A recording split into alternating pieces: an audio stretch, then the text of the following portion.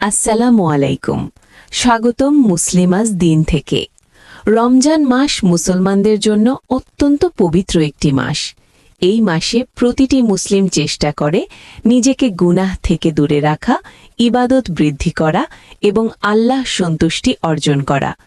কিন্তু দাম্পত্য জীবনের কিছু বিষয় নিয়ে অনেকেই দ্বিধায় থাকে, বিশেষ করে সহবাস এবং পবিত্রতা সম্পর্কে। রমজানের দিনে অর্থাৎ ফজরের পর থেকে সূর্যাস্ত পর্যন্ত সময় রোজার সময় হিসেবে গণ্য হয়। এই সময় স্বামী স্ত্রীর সহবাস করা ইসলামে হারাম। যদি কেউ ইচ্ছাকৃতভাবে দিনের বেলায় সহবাস করে তাহলে তার রোজা ভেঙে যায় এবং তাকে তওবা করতে হবে। অনেক ক্ষেত্রে কাফফারাও আদায় করতে হয়। তাই দিনের সময় সম্পূর্ণ সংযম রাখা একজন রোজাদারের দায়িত্ব। তবে ইসলাম মানুষের স্বাভাবিক জীবনের প্রতি দয়া ও সহজতা প্রদান করেছে।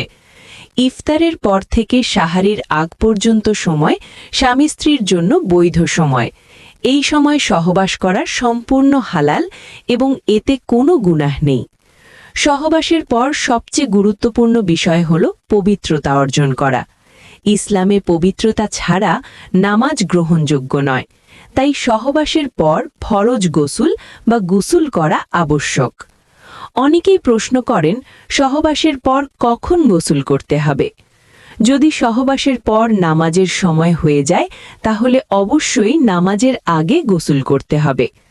যদি রাতে সহবাসের পর কেউ ঘুমিয়ে পড়ে এবং ফজরের আগে সময় থাকে তাহলে ফজরের নামাজের আগে গোসল করলেই যথেষ্ট।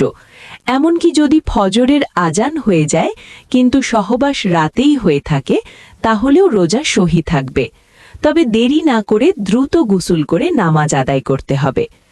গোসল করার সঠিক নিয়ম হল, প্রথমে মনে নিয়ত করবেন যে আপনি পবিত্র হওয়ার জন্য গোসল করছেন। 2 হাত ধুয়ে নেবেন, অপবিত্র স্থান পরিষ্কার করবেন, অজুর মতো করে কুলি করবেন এবং নাকে পানি দেবেন। এরপর মাথা থেকে শুরু করে পুরো শরীরে পানি ঢালবেন। শরীরের কোনো অংশ শুকনো না থাকে তা নিশ্চিত করবেন। গোসল শুধু পরিষ্কার হওয়ার জন্য নয়, এটি ইবাদতের অংশ। পবিত্র হয়ে নামাজ পড়া আল্লাহর কাছে অত্যন্ত প্রিয় আমল। একজন মুসলিম যখন পবিত্র অবস্থায় থাকে তখন তার ইবাদতের সওয়াব বৃদ্ধি পায়। রমজানে দাম্পত্য জীবন পরিচালনার মূল শিক্ষা হল সংযম, সম্মান এবং পবিত্রতা।